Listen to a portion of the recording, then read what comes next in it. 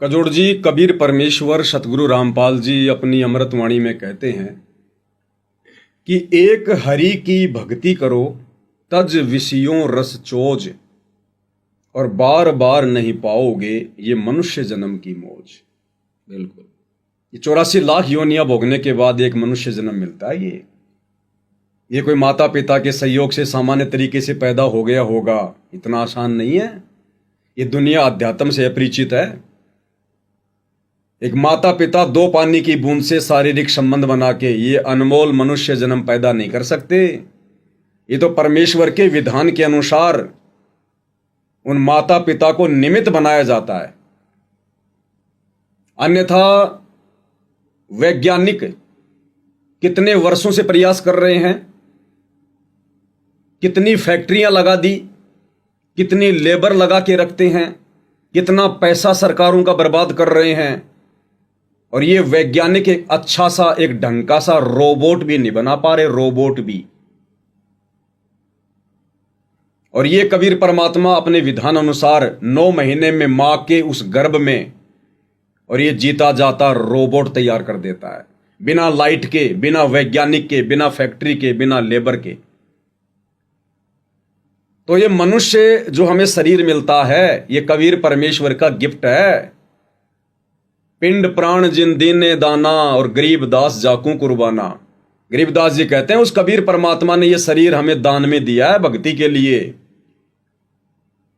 और इस मनुष्य जन्म को यदि हम शराब पीकर, मांस खाकर, दुनिया भर की बुराइयां करके, और इस हुक्के जैसी बीमारी को अपने घर में, अपने गांव में, अपने मोहल्ले में, अपने नगर में, इसको भाईचारे का प्रतीक मानकर, पंचों का प्याला मानकर सुबह शाम इसका जो हम सेवन कर रहे हैं, शरीर में विराजमान देवी देवताओं की बेइज्जती कर रहे हैं, उनको दुखी कर रहे हैं। इस बीमारी को तो अमन गोदारा जी ने उन प्रधानों के मुंह के सामने फोड़ देना चाहिए था। बिल्कुल सही बात। और अब तक तो सारी संगत को संदेशा देके प्रत्येक भगत के हाथ में ये चिलम थमाकर, हुक्के की चिलम थमाकर, और सभी भक्तों को मैसेज डालने चाहिए थे कि भक्तों, सतगुरु यहां इन बुराइयों को समाप्त करने के लिए सतलोक से चलकर आए। क्योंकि जब तक ये समाज में फैली हुई बुराइयां समाप्त नहीं होंगी, मोक्ष मार्ग में बाधक ये विषय विकार समाप्त नहीं होंगे, तब तक हम सतलोक नहीं जा पाएंगे, मोक्ष प्राप्त नहीं कर पाएंगे। तो ये कार्य तो सतलोक आश्रम के मुख्य लोगों ने सतलोक आश्रमों से जुड़ी हुई लाखों की संगत को संदेशा देकर, और प्रत्येक भगत से, जिस प्रकार से आज इस लाइव वीडियो में हम इस हुक्के को तोड़ रहे हैं, फोड़ रहे हैं, इस बीमारी को नष्ट करने का प्रयास कर रहे हैं, इसी प्रकार से प्रत्येक भगत को यह कहना चाहिए था कि भक्तों, अपने अपने घर पर मोबाइल से एक वीडियो बनाओ, एक हुक्के की ये चिलम मार्केट से लेके आओ, 20-25 रुपए की आएगी, 40 की आ जाएगी, 50 की आ जाएगी। घर में जितने भी मेंबर हैं, 2, 4, 5, उतनी ही ये चिलम लेके आओ, और बारी बारी प्रत्येक का वीडियो बनाओ। एक छोटा सा मैसेज दो कि भाइयों, ये हुक्का पीना, बीड़ी सिगरेट पीना, तंबाकू सेवन करना, ये भक्ति मार्ग में सबसे ज्यादा बाधक है। ये हमारे 10वें द्वार, सुषमना द्वार को बंद करता है, मनुष्य जन्म को बर्बाद करता है। और इस हुक्के जैसी बीमारी को हमने देश से, समाज से, घर से उखाड़ फेंकना है। उसके लिए सभी भक्तों ने वीडियो बनाते हुए ये प्रतिज्ञा करनी है कि आज से मैं ये संकल्प लेता हूं, ये प्रतिज्ञा करता हूं कि मैं स्वयं तो हुक्का कभी जिंदगी में पीऊंगा ही नहीं, तंबाकू सेवन मैं कभी करूंगा ही नहीं। और मैंने तो उसी दिन से तंबाकू सेवन करना त्याग दिया जिस दिन से मैंने परम पूज्य सतगुरु रामपाल जी से उपदेश प्राप्त किया। लेकिन अब बाकी समाज को जागृत करने के लिए मैं हुक्का पीने में भी किसी का सहयोग नहीं करूंगा। चाहे मेरा रिश्तेदार हो, चाहे मेरे घर पर मेरे दादाजी हों, चाहे मेरे पिताजी हों, प्यार प्रेम से उनको समझाने का प्रयास करूंगा। हुक्के के अवगुणों से मैं उनको परिचित करवाऊंगा। और आज मैं इस वीडियो के माध्यम से इस हुक्के को सर्व समाज के सामने तोड़कर फोड़कर मैं ये संदेशा देना चाहता हूं कि हुक्का भक्ति मार्ग में सबसे ज्यादा बाधक है और हुक्के का सेवन जितना जल्दी हो सके सभी ने त्याग देना चाहिए। ये हुक्का कोई भाईचारे का प्रतीक नहीं है, ये तो काल के चारे का प्रतीक है। इस हुक्के के माध्यम से काल हमें अपना चारा बना रहा है और हम कह रहे हैं कि हुक्का भाईचारे का प्रतीक है। हुक्का पीने वाले व्यक्तियों के लिए कबीर परमेश्वर जी ने अपनी अमृतवाणी में कहा है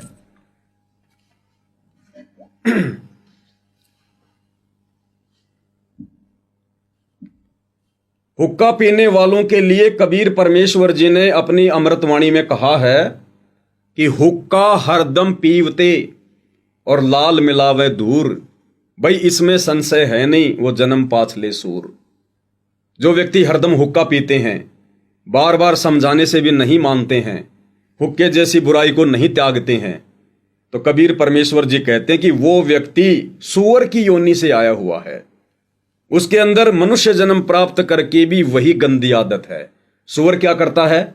गंदगी में नाक रगड़ता रहता है। और जो व्यक्ति हरदम हुक्का पीता है, समझाने से भी नहीं मानता है, इसका मतलब वो व्यक्ति ताजा ताजा सूअर की योनि से आया है और वही गुण उसके अंदर मनुष्य जन्म में भी है। यानी वो व्यक्ति बुराई नहीं त्याग रहा, गंदगी को पीना नहीं त्याग रहा।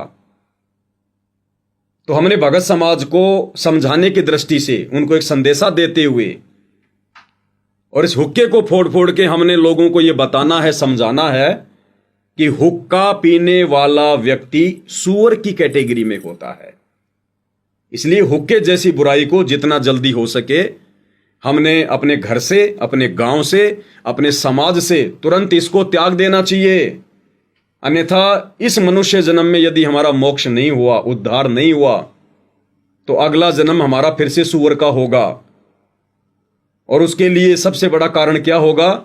ये हुक्का। इस हुक्के को ना त्यागने के कारण, इस बुराई को ना छोड़ पाने के कारण अनमोल मनुष्य जन्म प्राप्त करने के बाद भी हम फिर से 84 लाख योनियों में ही चले जाते हैं। इसलिए हुक्का सबसे ज्यादा बाधक है। अब हरियाणा के स्टेट कोऑर्डिनेटर अमन गोदारा जी उस कॉन्फ्रेंस में बैठकर हुक्के का समर्थन करते हुए, हुक्का पाड़ व्यक्तियों का समर्थन करते हुए आगे उनकी खुशामदी में क्या कुछ कह रहे हैं, आपको उन्हीं के मुख से सुनाते हैं। अमन गोदारा जी कह रहे हैं कि जितने भी खाप जो ये प्रधान हैं, खाप पंचायत के प्रधान हैं, सरपंच हैं, ये सम्मान के योग्य हैं, मान सम्मान के योग्य हैं। ये अमन गोदारा जी के मुख से सुनिएगा आप जी। क्योंकि ये सारे लोग हमारी खाप के हैं, ये हमारे सम्मान के योग्य हैं, जितने भी खाप प्रधान हैं।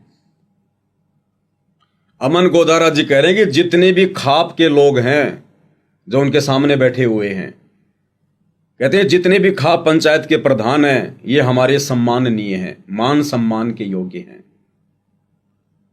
अब बताइए कजोड़ जी, सतगुरु रामपाल जी ने हुक्का पीने वाले व्यक्तियों को, अनउपदेशी व्यक्तियों को ढेड की संज्ञा दी है, नीच की संज्ञा दी है।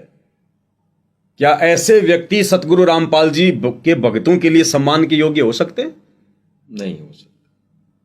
आपके घर में यदि आपके पिताजी, आपके दादाजी, आपके अड़ोसी पड़ोसी यदि हुक्का पीते हैं, इस बुराई में लिप्त हैं, और आप यदि सतगुरु रामपाल जी के भगत हैं, तो क्या आप ये कभी कह सकते हैं कि मेरे दादाजी मेरे लिए सम्माननीय हैं? नहीं, वो तो ऐसा कर्म करने वाला व्यक्ति तो सम्मानीय नहीं हो सकता। क्योंकि सतगुरु रामपाल जी के विधान अनुसार हुक्का सेवन करने वाला, तमाकू सेवन करने वाला, आन उपासना करने वाला, बीड़ी सिगरेट पीने वाला, मांस मदिरा पीने वाला, मांस आहार करने वाला, वो व्यक्ति कभी भी मान सम्मान का अधिकारी नहीं हो सकता है। जबकि अमन गोदारा जी उन लोगों को समझाने के बजाय उनके मुख पर, उनके सामने बैठकर उनकी भूरी भूरी प्रशंसा कर रहे हैं और फिर कहते हैं कि मैं संत रामपाल जी का भगत हूं। उन्होंने ये शब्द कहने से पहले उन खाप पंचायत के प्रधानों को समझाने के लिए कि भाई प्रधानों, ये मनुष्य जन्म बार बार नहीं मिलता। ठीक है, आप लोगों को आज से पहले ज्ञान नहीं था, आप कभी किसी सत्संग से नहीं जुड़े या किसी संत और सत्संग से जुड़े हैं, तो उन संतों के पास में यह तत्व ज्ञान नहीं था, आत्म कल्याण का मार्ग नहीं था, और उन संतों के शब्दों में कोई शक्ति नहीं थी, जिस कारण से आप जिस बुराई को नहीं छोड़ पाए। लेकिन प्रधान जी, अब सतगुरु रामपाल जी के रूप में कबीर परमात्मा स्वयं धरती पर आ चुके हैं, और अब सुनहरा मौका है, इनकी शरण में आओ, पहले इनके ज्ञान को अच्छे से समझो और इन बुराइयों को छोड़ो और अपनी आत्मा का कल्याण करवाओ। ये बार बार मनुष्य जन्म नहीं मिलता है, अन्यथा फिर से हम 84 लाख योनियों में जाएंगे, गधे कुत्ते सूअर बनेंगे, कितने कष्ट उठाएंगे हम। उस समय कौन आपको हुक्का भर के देगा, कौन आपको ये प्रधानी देगा, कौन आपकी खुशामदी करेगा, कौन आपसे फैसले करवाएगा, और कहां आपको ये 56 प्रकार के भोजन खाने को मिलेंगे। तो अमन गोदारा जी ने उनको समझाना चाहिए था, और समझाने के बजाय वो उनके सामने बैठकर उन्हीं की ज्ञान विरुद्ध बातों का समर्थन कर रहे हैं और कह रहे हैं कि वो मान और सम्मान के योग्य हैं। हुक्का पीने वाला व्यक्ति ढेड की श्रेणी में है, और ऐसा व्यक्ति कभी भी मान सम्मान के योग्य नहीं हो सकता है आध्यात्मिक स्तर पर। ये हमारे सम्मान के योग्य हैं जितने भी। कैसे सम्मान के योग्य हो सकते हैं? हुक्का पीने वाला व्यक्ति मान सम्मान के योग्य हो ही नहीं सकता। सम्मान के योग्य हैं जितने भी। अमन गोदारा जी को विचार करना चाहिए। ये हमारे सम्मान के योग्य सतगुरुदेव के तत्व ज्ञान आधार से खाप प्रदान है, इनको विचार करना चाहिए। सम्मान के योग्य हैं जितने भी खाप प्रदान है। जब तक हम समाज को हुक्के जैसी बीमारी के अवगुणों से परिचित नहीं करवाएंगे, जब तक हम उनको परमात्मा के भक्ति विधान से परिचित नहीं करवाएंगे, परमेश्वर की भक्ति मर्यादाओं से परिचित नहीं करवाएंगे, तो भला वे व्यक्ति इन बुराइयों को कैसे त्यागेंगे? तो अमन गोदारा जी के द्वारा उस कॉन्फ्रेंस में बैठकर और हुक्के को लेकर उन लोगों का समर्थन करना, हुक्के के विरुद्ध एक भी शब्द ना कहना, यह इस बात का संकेत है कि अमन गोदारा जी हुक्के के समर्थन में हैं। और जो व्यक्ति संत रामपाल जी का भगत होने के बावजूद हुक्के के समर्थन में है, वो व्यक्ति किसी भी दृष्टिकोण से सतगुरु रामपाल जी का भगत कहलाने का अधिकारी नहीं है। तो अमन गोदारा जी आगे अपने वीडियो में क्या कुछ कह रहे हैं, वो भी उनके मुख से सुन लेते हैं एक बार। आग भाई ऐसा काम तो पहले तो ये सर छोटू राम ने माना करते, आग भाई समाज के लिए सर छोटू राम ने काम किया। फिर इबिन के समझ में आ गई भी वास्तव में संत रामपाल जी महाराज एक ये तन्ने एक आदमी समझे, लेकिन हमने भी रहा वो भगवान है। ये तन्ने एक आदमी समझे, लेकिन हमने भी रहा वो भगवान है। ये तन्ने एक आदमी समझे, लेकिन हमने भी रहा वो भगवान है। ये तन्ने एक आदमी समझे, लेकिन हमने भी रहा वो भगवान है। अब अमन गोदारा जी कह रहे हैं कि ये खाप पंचायत के लोग तो संत रामपाल जी को एक नेक आदमी समझते हैं, लेकिन हमें पता है कि वो भगवान है। अमन गोदारा जी कह रहे हैं संत रामपाल जी के लिए कि वो भगवान है।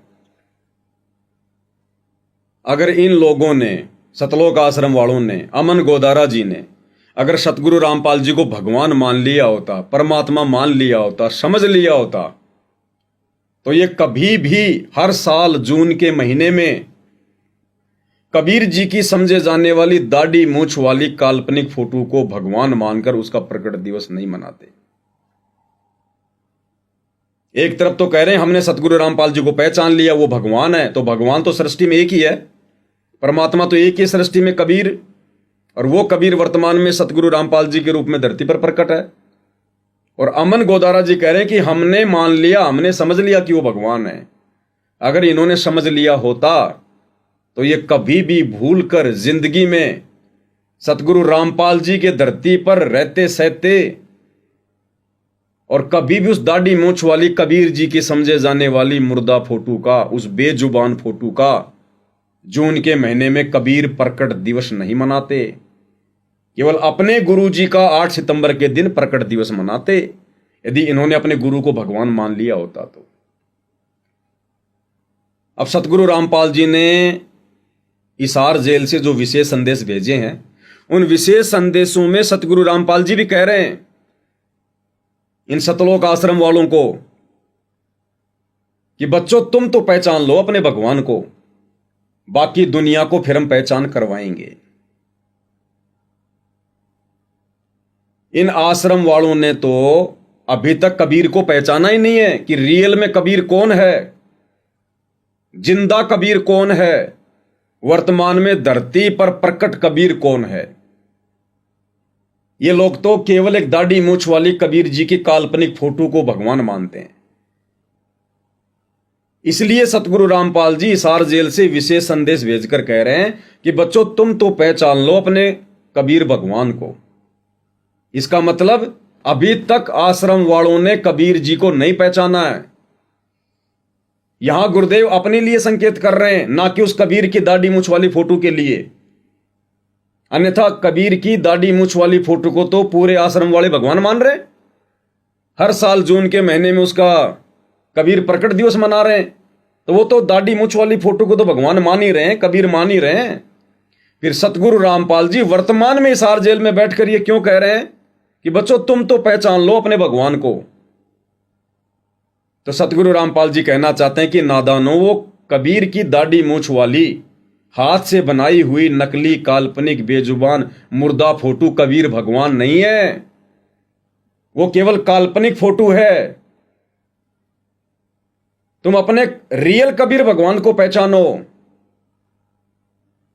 सतगुरु साहिब एक शरीरा और सतगुरु बिना न लागे तीरा। कबीर गुरु गोविंद कर जानियो रहिए शब्द समाए, और मिले तो दंडवत बंदगी नहीं पल पल ध्यान लगाए। कबीर गुरु और गोविंद दो नहीं भाई, जब तक दो समझोगे नरक में जाई।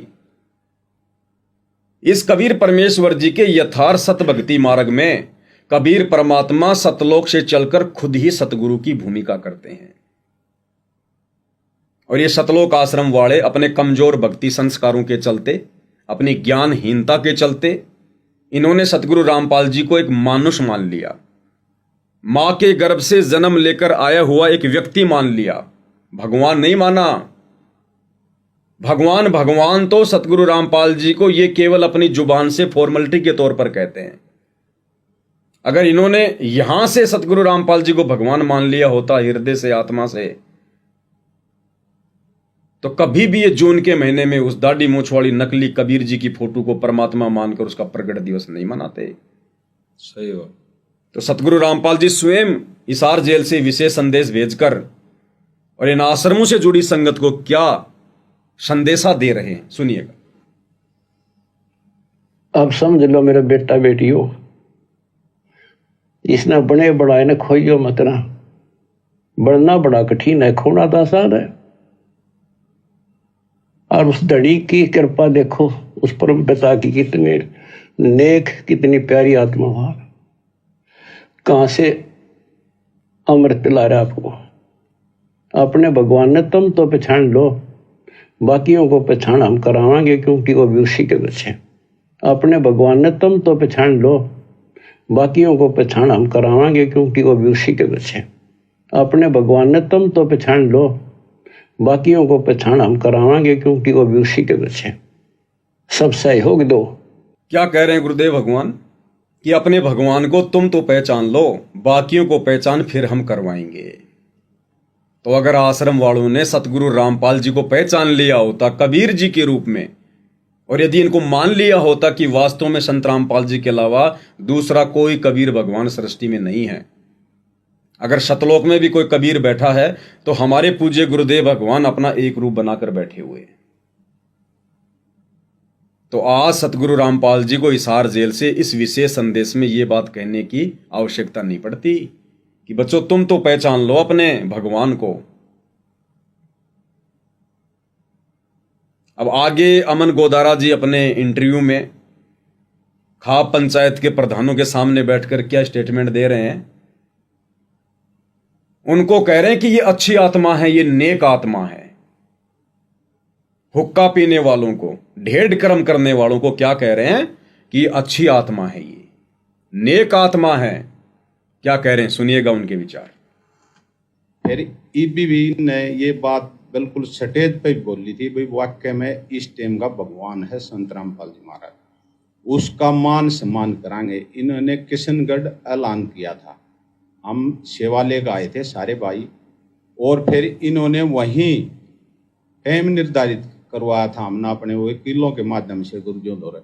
12 तारीख ने इन्हें गुरुजों का मान सम्मान किया, और जैसे ही इन्हें मान सम्मान किया, इतनी खुशी हुई इस खाप के भी और हमारे भक्ता के भी।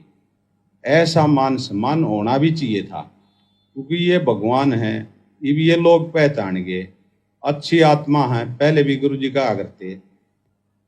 अमन गोदारा जी कह रहे हैं कि ये लोग अच्छी आत्मा है, नेक आत्मा है।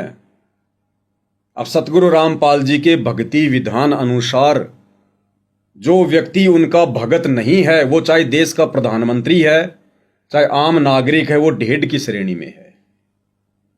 जो व्यक्ति नशा करता है तंबाकू के रूप में, हुक्के के रूप में, बीड़ी के रूप में, सिगरेट के रूप में, पान मसाले जर्दे के रूप में, वो व्यक्ति ढेड की श्रेणी में है, नीच की श्रेणी में है। तो ऐसा व्यक्ति अच्छी आत्मा कैसे हो सकता है? तो अमन गोदारा जी के द्वारा ये कहना कि ये अच्छी आत्मा है, ये सतगुरु रामपाल जी परमेश्वर जी के ज्ञान की तौहीन है। और जब तक कोई व्यक्ति हुक्के का सेवन करता है, ये भगवान है, ये वो व्यक्ति कभी भी अच्छी आत्मा है, अच्छी आत्मा की श्रेणी में नहीं हो सकता। यदि उसने अच्छी आत्मा बनना है तो सतगुरु रामपाल जी से उपदेश लेना पड़ेगा, क्योंकि ये भगवान है, ये लोग पहचानेंगे। सतगुरु रामपाल जी की शरण में आना पड़ेगा, इस हुक्के जैसी महा बीमारी को त्यागना पड़ेगा, इस हुक्के को फोड़ना पड़ेगा, तब जाकर वो व्यक्ति एक अच्छी आत्मा कहलाने का अधिकारी होगा, एक नेक आत्मा कहलाने का अधिकारी होगा। अब आगे हरियाणा के स्टेट कोऑर्डिनेटर अमन गोदारा जी अपने ज्ञान का परिचय देते हुए और खाप पंचायत के प्रधानों के साथ बैठकर वाहवाही लूटने के चक्कर में उस पवन दास के विषय में क्या कुछ प्रतिक्रिया दे रहे हैं, पहले उनके मुख से सुनते हैं। वो कह रहे हैं कि जब ये मान सम्मान किया गया तो इस पवन जयपुर वाले ने वीडियो बनाया, उल्टा सीधा कहा, कह रहा वो नीच आदमी है। पवन दास जयपुर वाला नीच आदमी है। अब नीच आदमी कौन है? गुरुदेव के अनुसार, आदरणीय गरीबदास जी के अनुसार। पहले हम अमन गोदारा जी के मुख से ये स्टेटमेंट सुनेंगे, उसके बाद हम गुरुदेव का सत्संग सुनाएंगे और गुरुदेव भगवान निर्णय करेंगे कि नीच आदमी कौन है। क्या कह रहे हैं अमन जी? और जो पवन जयपुर है, उन्होंने फिर वो मान सम्मान किया तो उन्होंने ये टिप्पणी की, अग भाई ऐसे ऐसे खाप प्रदान उन्हें ये नहीं करना चाहिए था, वो नहीं करना चाहिए था, वो नीच आदमी है पे, वो नीच आदमी है पे, वो नीच आदमी है पे, वो नीच आदमी है पे। अमन गोदारा जी क्या कह रहे हैं कि वो नीच आदमी है जिसने मान सम्मान को लेकर वीडियो बनाया और कहा कि कोई भी व्यक्ति जो अनुपदेशी है, संत रामपाल जी का भगत नहीं है, जो नशा करता है, शराब पीता है, मांस खाता है, आन उपासना करता है, मंदिरों में जाता है, वो व्यक्ति ढेड की श्रेणी में है, नीच की श्रेणी में है, क्योंकि परमात्मा का विधान है। तो कह रहा हूं पवन तो नीच आदमी है। अब सतगुरु रामपाल जी क्या कह रहे हैं? काफिर के अंग में गरीबदास जी की अमृतवाणी का हवाला देते हुए कहते हैं, काफिर सवाल सुकन को मोड़े और काफिर प्रीत नीच संग जोड़े। यानी वो व्यक्ति भी काफिर है, वो व्यक्ति भी ढेड है, नीच है, जो नीचों के साथ प्यार प्रेम करता है। प्यार प्रेम करने का मतलब उठ बैठ करता है, नीच व्यक्तियों के साथ में नजदीकियां बढ़ाता है। नीच कौन? जो नशा करते हैं, आन उपासना करते हैं, देवी देवताओं की पूजा करते हैं, सच्चे सतगुरु की शरण में आके सतनाम का जाप नहीं करते हैं, हुक्का पीते हैं, वो नीच व्यक्तियों की श्रेणी में है, ढेड की श्रेणी में है परमेश्वर जी के विधान अनुसार। और ऐसे व्यक्तियों के साथ में बैठने वाला कौन? नीच। काफिर प्रीत नीच संग जोड़े। वो व्यक्ति भी काफिर है, ढेड है, जो ऐसे नीच व्यक्तियों के साथ में अपनी प्रीत जोड़ता है। क्या कह रहे हैं सतगुरु रामपाल जी, ध्यान से सुनिएगा। काफिर सवाल सुकन को मोड़े, काफिर प्रीत नीच से जोड़े। वो भी काफिर जो किसी ढेढ़ दर बात करे, उसे ढेढ़ आदमी, ढेढ़ भी ये काफिर बता रहे हैं, कोई जाति विशेष नहीं है, तो वो भी काफिर है जो भक्त अपने संत भक्तों को छोड़कर किसी निकम्मे आदमी ते को चोरी ठग द्वारी बकवाद करनिया तो मेल करे, तो वो भी काफिर है। तो कजोड़ जी अब आप ही बताइए, सतगुरु रामपाल जी ने हुक्का पीने वालों को, नशा करने वालों को, मांस खाने वालों को, शराब पीने वालों को, आधे अधूरे डमी गोड देव देवताओं की पूजा करने वालों को, सच्चे सतगुरु की शरण में आकर शतनाम का जाप ना करने वालों को काफिर की संज्ञा दी, ढेढ़ की संज्ञा दी, नीच की संज्ञा दी। और कह रहे हैं जो ऐसे व्यक्तियों के साथ में मेलजोल करता है वो भी नीच है, ढेढ़ है। तो अमन गोदारा जी संत रामपाल जी के भगत होकर और किन लोगों की संगति में बैठे हैं? हुक्का पीने वालों की संगति में, आन उपासना करने वालों की संगति में। तो ढेढ़ों की संगति करने वाला कौन हुआ? ढेढ़। नीचों की संगति करने वाला कौन हुआ? नीच। तो अमन गोदारा जी मुझ पवन दास पर जो तोहमत लगा रहे हैं कि यो नीच आदमी है, अब ये निर्णय तो सतगुरु जी का विधान करेगा, उनका ज्ञान करेगा कि नीच कौन है। तो पवन दास तो कभी किसी हुक्का पाड़ के आसपास भी नहीं भटकता। मैं तो किसी हुक्का पाड़ से राम रमी भी नहीं करता, उसके नजदीक होकर भी नहीं गुजरता। ऐसे लोगों से दूर दूर तक मेरी कोई यारी दोस्ती रिश्तेदारी नहीं है जो मेरे परमेश्वर की मर्यादा और विधान के खिलाफ है। तो पवन दास नीच कैसे हो गया, कहां से हो गया? हाँ, नीच व्यक्तियों के साथ में बैठने वाला नीच होता है। तो अमन गोदारा जी स्वयं निर्णय कर लें वो किस कैटेगरी में है। हम तो हर बात का प्रमाण देंगे गुरुदेव भगवान के ज्ञान अनुसार, विधान अनुसार।